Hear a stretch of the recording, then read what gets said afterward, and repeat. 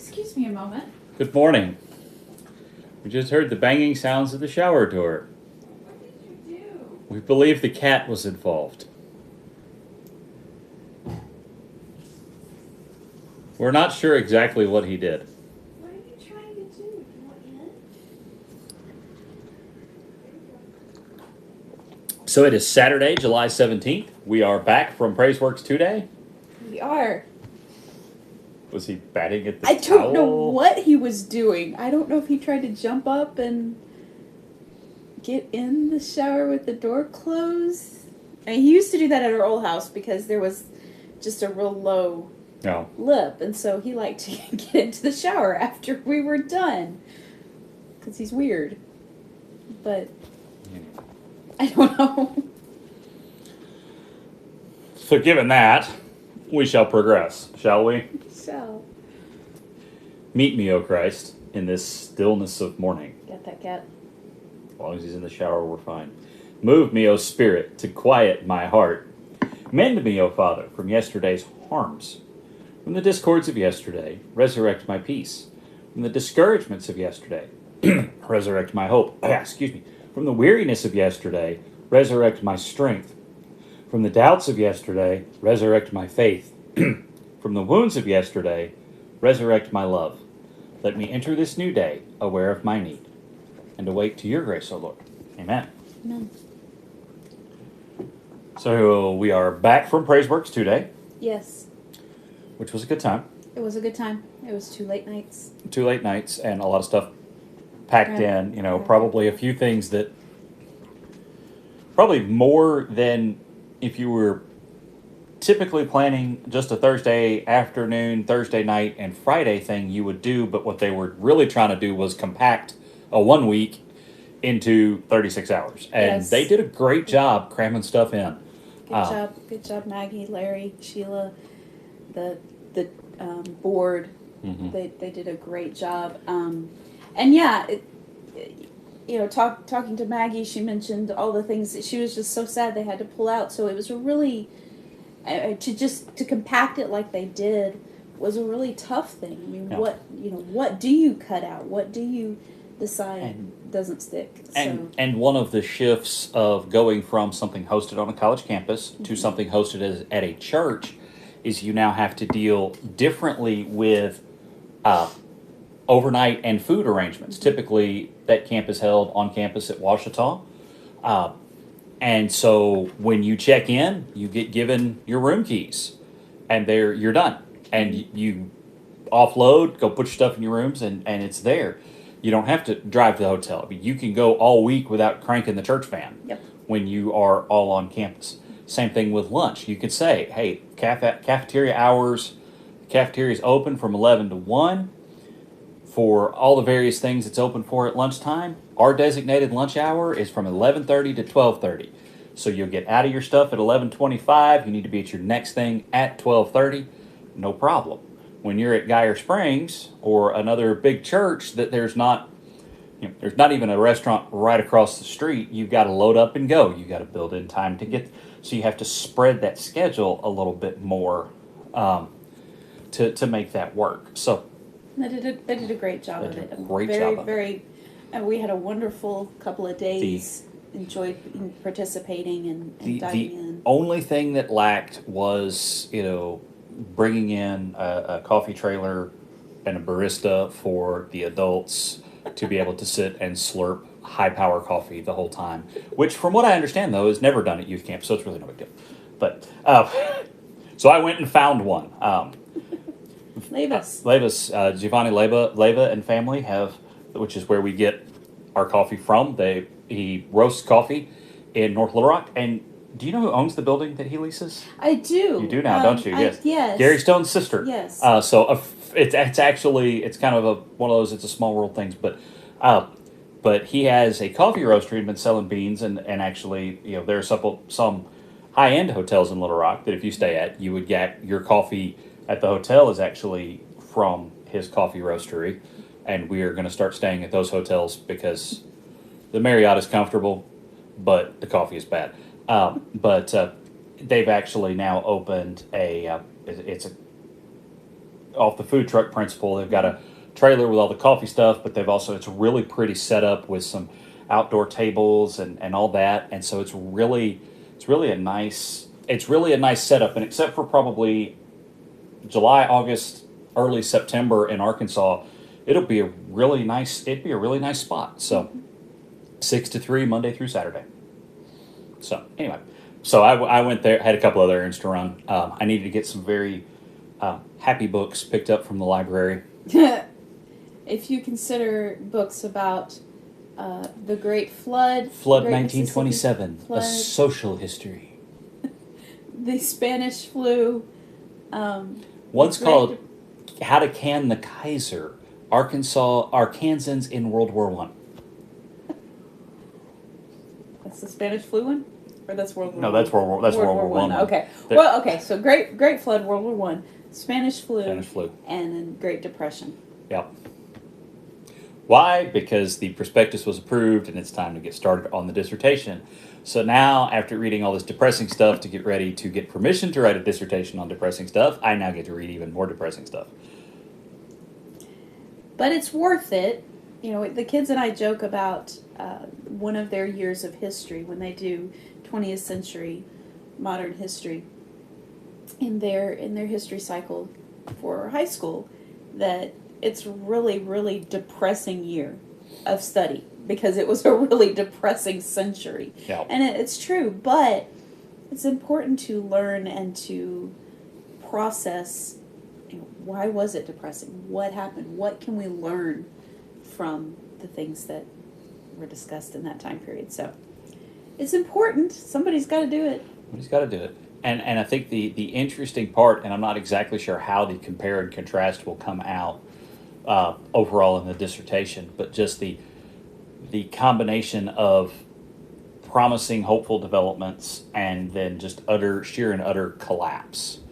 As you come out of the 1800s, there's actually a discussion of that the technology has perhaps reached a point where war should be obsolete because it's just pointless.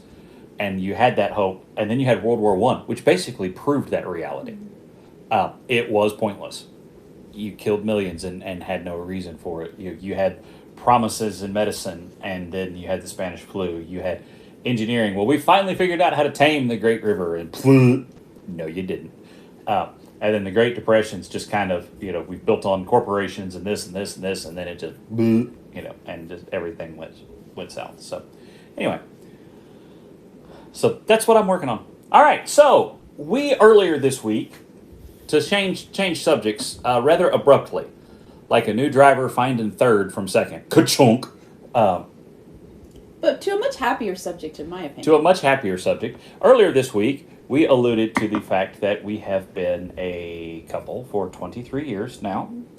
And so we thought that perhaps we should fill in those blanks. So this is a bit more personal and a little less, there's not, Thursday there was a lot of, teaching moment idea. Hey, this is inspirational and directive, and hey, learn from this.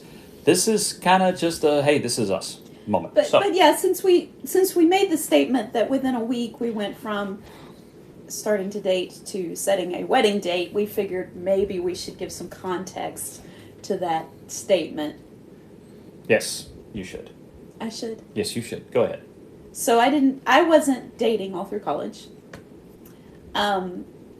We kind of sort of knew each other from this and that, had some classes together, our paths intersected, that sort of thing, our social circles overlapped. Mm-hmm. So, we knew each other, but he had girlfriends pretty much the whole time. So, he was just a casual friend.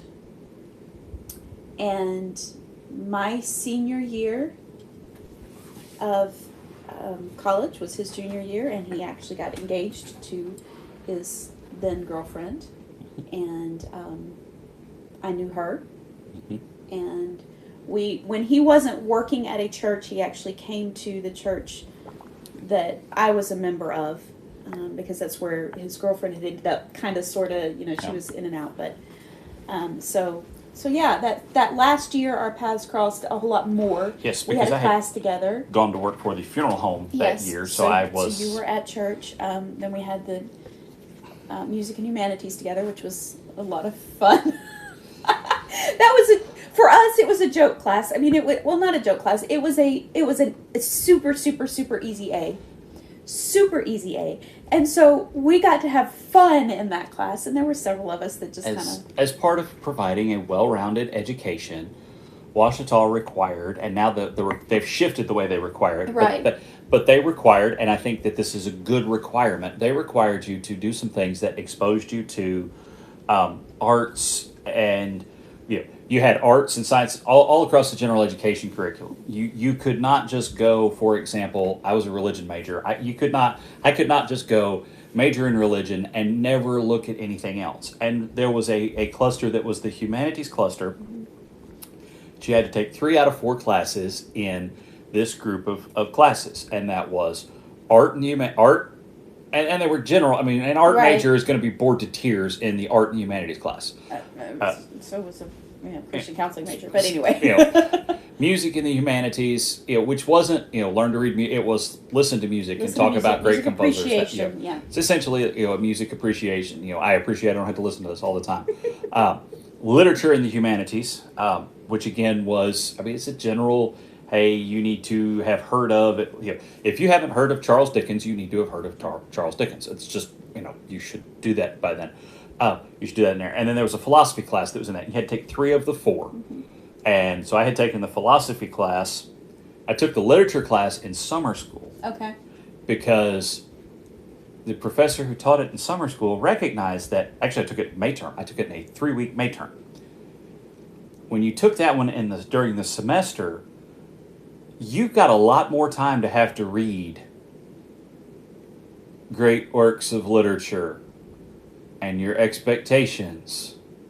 But I took it with Amy Sondheim, and even though there were high expectations, she's because she's strange. She's just quirky, I guess is the best word. She's an awesome. She's wonderful, but she does not walk the beaten path, and I love it. And she so I got to take it with her. Okay. So I took lit with her, and it was a lot of fun. You didn't have to read Great Expectations for it, though. I did not. See, I did not. I did my best to avoid. I had to read We read Great Expectations in high school, and I did that in high school too.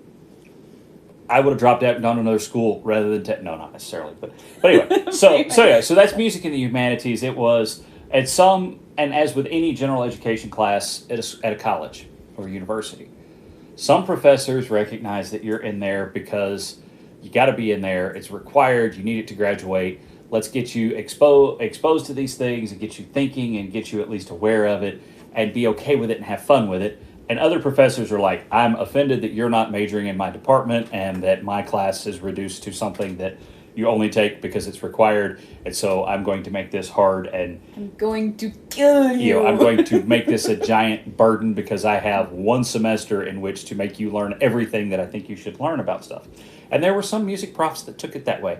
Since I was a senior and he was a junior, we had learned who those music books because we had friends in the music department. We put it off until we could, and we got registered. We registered early because of where we were on the totem pole, and we made sure we got in that class independent of each other. Yes. This was not. We just happened to end up in the same class, and actually happened to end up sitting. Yeah. Well, the cluster of us that went to church together sat together. So we all sat together and just. It was fun. It was fun. There were a couple of moments that were really fun that were actually in a way even more fun for some of us that had other exposure to music. There are some songs that feature in Mel Brooks movies that it's very hard to take with a straight face, no matter who's singing them. And so I'm sitting there one day, I just about died laughing, and then later I forced her to watch the movie that caught her up on why that was. But anyway. Carry on. So that was my senior year, his junior year, that we really, like I said, our paths had crossed before then, but that was when we really started kind of getting to know each other. I got sick that spring, and he forced me to go to the doctor, rightfully so. But but it was a fun friendship, because, like I said, he was engaged.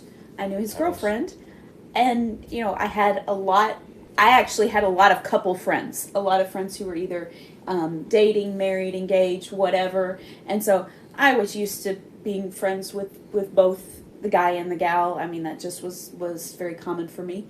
So that's where we were. In these sadder moments, she kind of felt like she needed a T-shirt that said third wheel. But This is very true. Yes, I was that a lot. But anyway, so that was my senior year. And then after I graduated, I really didn't. God had just kind of put a halt to everything I had thought I was going to do. So I ended up staying in Arkadelphia and continuing the jobs that I picked up in the spring. And I got an apartment. And his fiance needed to stay for summer school, or needed to come back for summer school for the month of June. So my roommates and I had space on our couch, so we let her just plop on our couch for that month. And at the very beginning of that, Doug walked into the restaurant where I worked and said, "Well, did you hear what happened last night?" So, well, I guess before that I had dinner with y'all, but yeah, well, so I was staying because I was working at a funeral home, and so I had an apartment, and I was supposedly getting married in January, and so I went ahead and got January of '99 January of '99, because the way the university did housing, if you needed an apartment in the spring semester, you really wanted to go ahead and try to get the apartment for the fall semester. Because I had known a couple of folks who got married over Christmas break, but ran into a problem because they didn't. Well, I'm just going to stay in the dorm, and she's going to stay in the dorm, and we need an apartment in spring. And the university's like, sorry, all the apartments are full, and we do it on a school year basis.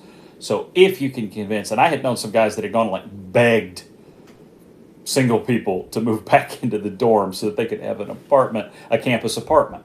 And instead they ended up with an off-campus apartment. The value of a campus apartment is this. Your scholarship credited your university account. If you were in an apartment, your scholarship credited your university account the cash value of your dorm cost if you lived in a university apartment, which didn't pay all your rent, but it paid third to a half, probably. I don't remember. It's been a few years, and I don't still have the receipts. If you lived in an off-campus apartment, you got nothing. Zero. Goose eggs. Zilch. Nada. So, especially for folks first year of marriage, it's just a really helpful thing. So I had lined up a roommate for fall semester, and he was going to move back. Well, actually, he thought he was going to get married too, but it didn't work out for him. That's another story for another day. But that's their story to tell. That's their story to tell. She went back to Brazil and decided she didn't need him. But anyway, so I had a roommate lined up for the summer and fall semester, and then he was going to move out, and that was going to take care of it. And so I was staying for the summer, working for the funeral home. Was going to pick up a summer school class or two if I had the time, that type of thing. And so in May, we did what a lot of college students that stay in a college town over the summer did. We kind of clumped up as, hey, who's here for the summer? Because Arkadelphia, and it may have changed some, but if you're in Arkadelphia and it's the college, and you're in the college world, it becomes a very desolate place the third week of May. Totally different community. And in the 90s, and the town may be better about it now, but in the 90s, the town didn't really like the college students. It was one of those, y'all are here, you're in the way, you cause traffic problems, you buy all the cheap stuff at Walmart, and you just choke up life. And we're really not sure we like you, but we need the money. That was really, and you say, oh, you're just reading into things. I worked for a long-standing community person and the owner of the funeral home. That's what a lot of people thought. But anyway, so we clump up who we're going to hang out with. So it kind of tended to go by church group, because the big churches with big church college groups, it's like, oh, wait, there's still college kids here? We don't know what to do. our church, we were going to a small church, and it's like, oh yay, these 7 people are still here this summer. So we were all kind of still hanging out together. And so in May, we were talking about and trying to get in the habit of trying to swap. Hey, this week, let's do dinner at the girls. We basically had the girls' apartment and the guys' apartment. The guy's apartment was in my name. The girl's apartment was in your name. um, you know, so it was, hey, we'll get together over here. We'll get together, and kind of trade off those things and trade off those gatherings. And so that was May, and May, yep. It was good and it was relaxing. And then my fiance came back, and we had a couple of good days of glad to be back together. And then we had a day of, we really actually liked being not together more than we liked being together. And so that was the end of that relationship. And that was the 1st of June. That was the 1st of June. So she moved in, and the thing was she actually had a separate group that was also in town, but she spent a lot of time with them, and so we had kind of different friend groups, and so we just kept, I just kept hanging out with him and his roommate, and my roommates when they were. I was going to say, the other girls. Yeah. And Ann worked at a restaurant downtown, which was 2 blocks from where the funeral home where I worked. Mm-hmm. And so I frequently went and ate lunch at that restaurant because they had a really good ham and cheese sandwich. Yeah. So, so they just kind of, our friendship just kind of deepened over the course of that month. And then toward the end of the month, and we played racquetball a lot. We had kind of picked up that habit of playing racquetball, enjoyed doing that. And then toward the end of that month, we had finished playing racquetball, and we're having some interesting discussions. We did a lot of walking and talking too. Mm-hmm. Late night walking around campus and around Arkadelphia, sometimes with friends, sometimes just the 2 of us. But yeah, so he asked me if I wanted to go get Chinese because he knew I loved Chinese, and it terrified me. And so I said the first thing that came to my mind: Can my roommates come? My poor roommates. One of them hated Chinese, but she knew how terrified I was, so she I'm scary. She suffered and came along with me. So that was end of June, and he didn't ask me out on another date. Nope. Instead, I didn't need the roommates too, so just needed one. We continued hanging Husband out. of one wife, not 3. Didn't need 3. Till a couple of weeks later, there was a group of us playing cards at the pastor's house, and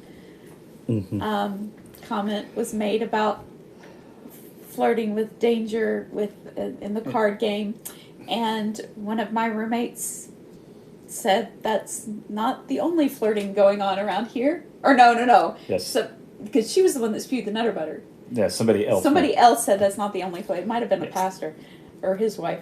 And so she, my roommate, had just taken a bite of Nutter Butter, spewed it everywhere. She was laughing so hard. And so then that was the night that we actually admitted, okay, we've got something going on here. If we're going to do everything together and always be around each other, we might consider ourselves a couple. Yeah. Seemed logical. It did seem logical. So that was kind of the order of events for us. It just kind of, we were doing everything together. We were spending time together. We had been,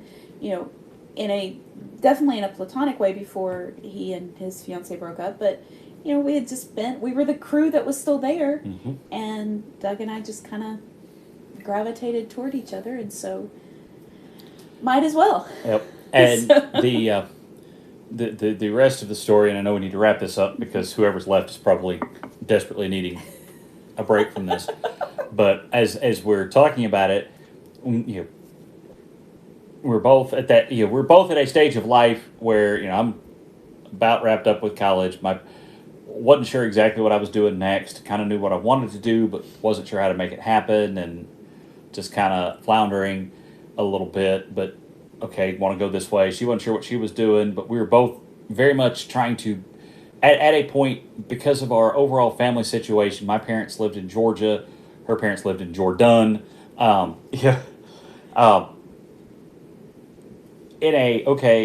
The next move is not, there's not I'll just go home and then figure out what we do from there type of moment for us coming like you might have.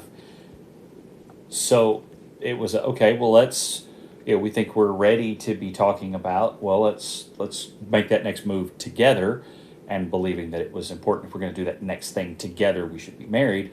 And that really was the discussion.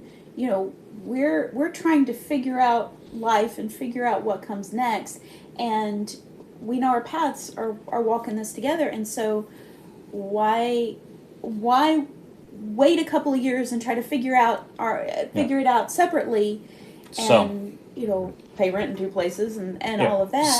So there was that, and so then it was this discussion of, okay, well, I guess maybe we should get married when your parents are home from the mission field next time. And I was expecting them to be, home for like a whole year, so that, do the school year, and then we get married in the spring.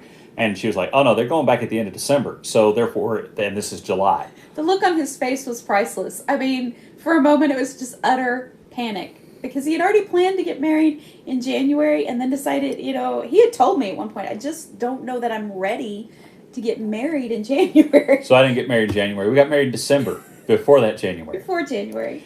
So. And then her parents stuck around anyway. We could have waited a few more months, but, it's all right. It worked out fine. But that's, but yeah, that was just kind of okay, this is when, if we're going to make this work, it's either now or 3 years from now. And so we figured we'd just go ahead and plunge ahead, and that's been 23 years ago. Yep. This week that we set that, and we've added 3 kids and a variety of cats along the way. One dog who was way better than most of the cats.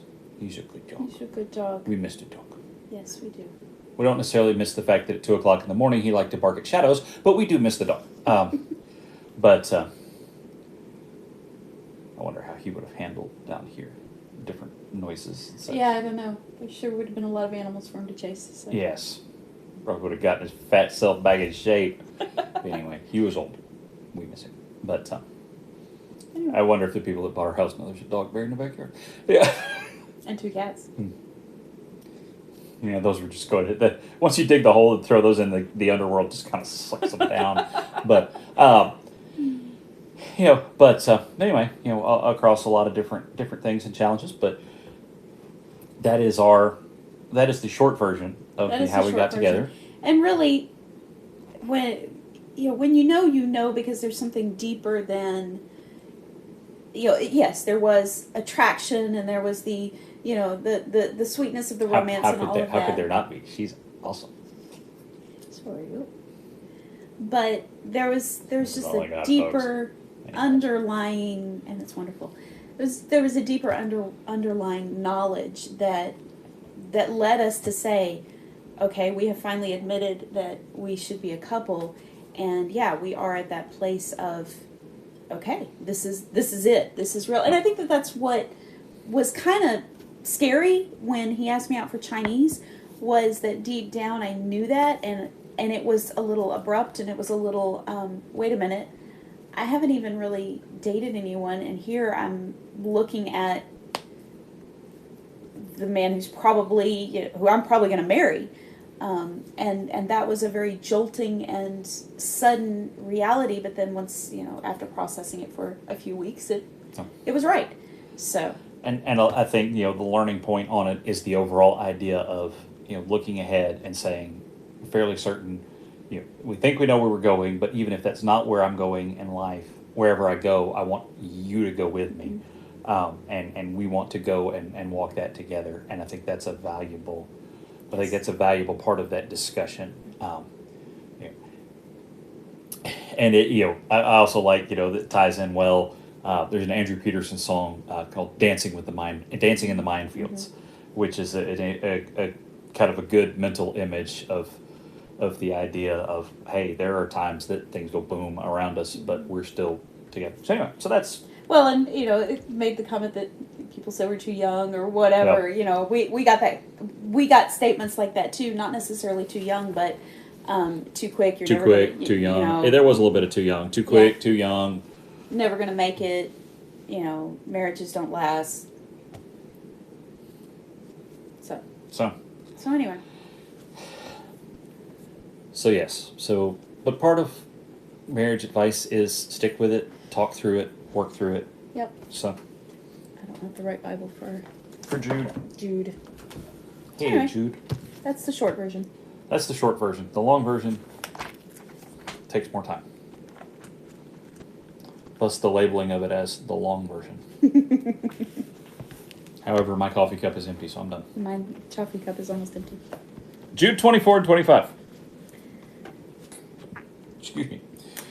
Now to him who is able to protect you from stumbling and to make you stand in the presence of his glory without blemish and with great joy, to the only God our Savior, through Jesus Christ our Lord, be glory, majesty, power, and authority before all time, now and forevermore.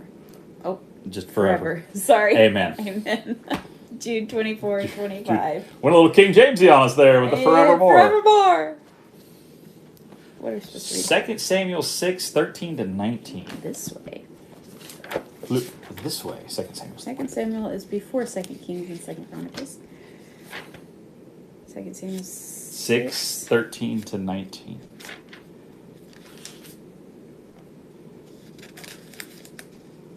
And that's 7. Oh, that is 7. Sorry. That's 6. All right. It's just kind of... So it's during the time when David is bringing the Ark of the Covenant into Jerusalem. And it says, after the Lord hath smote Uzzah for touching the Ark. All right. The 13th right. Those who carried the ark of the Lord took 6 steps, and then David sacrificed an ox and a fatling calf.